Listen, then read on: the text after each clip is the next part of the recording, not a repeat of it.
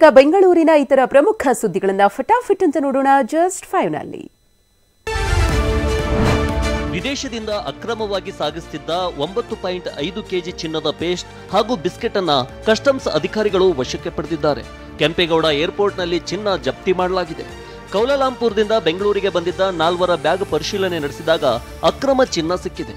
ಕೋಡಿಯಂ ಶಾರುಲ್ಲಾ, ನೂರ್ ಅಹಮದ್ ಅಜಿಷಾ, ಮೊಯ್ದನ್ ಅಬ್ದುಲ್, ಶಾಹಿದ್ ಆಫ್ರಿದಿ ಬಂಧಿತರಾಗಿದ್ದಾರೆ.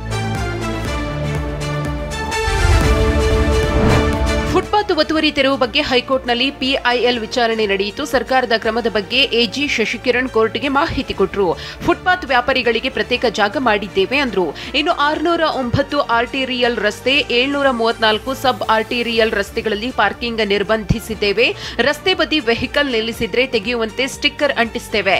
ಮಾಲೀಕರು ಸಿಗದಿದ್ರೆ ಕೋರ್ಟ್ ಗಮನಕ್ಕೆ ತಂದು ಹರಾಜು ಹಾಕ್ತೇವೆ ಎಂದಿದ್ದಾರೆ. ಇನ್ನು 1 ರಿಂದ 5 ವರ್ಷ ಹಳೆಯದಾದ ವೆಹಿಕಲ್ಸ್ಗೆ 3 ತಿಂಗಳು ನೋಟಿಸ್ ಕೊಡಿ, 5 ರಿಂದ 15 ವರ್ಷ ಹಳೆಯದಾದ ವೆಹಿಕಲ್ಸ್ಗೆ 2 ತಿಂಗಳ ನೋಟಿಸ್ ನೀಡಿ ಅಂತ ನ್ಯಾಯಪೀಠ ತಿಳಿಸಿದೆ.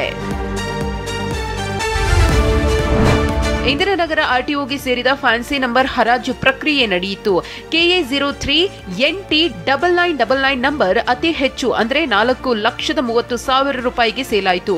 ಇನ್ನು 2,25,000 ಕೊಟ್ಟು 6666 ನಂಬರ್ ಅನ್ನ ಪಡೆದರು. ಫ್ಯಾನ್ಸಿ ನಂಬರ್ಗಳ ಹರಾಜಿನಿಂದ ಸಾರಿಗೆ ಇಲಾಖೆಗೆ ಒಟ್ಟು 61,30,30,000 ರೂಪಾಯಿ ಆದಾಯ ಬಂದಿದೆ.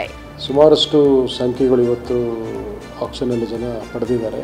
ಹಾಗಾಗಿ ಸರ್ಕಾರಕ್ಕೆ ಸುಮಾರು 60 ಲಕ್ಷದಷ್ಟು ಹಣ ಇವತ್ತು ಆಕರ್ಷಕ ನೋಂದಣಿ ಸಂಖ್ಯೆಯನ್ನು ಹರಾಜು ಮಾಡುವ ಮುಖಾಂತರ ಸರ್ಕಾರಕ್ಕೆ ಸಂದಾಯವಾಗಿದೆ.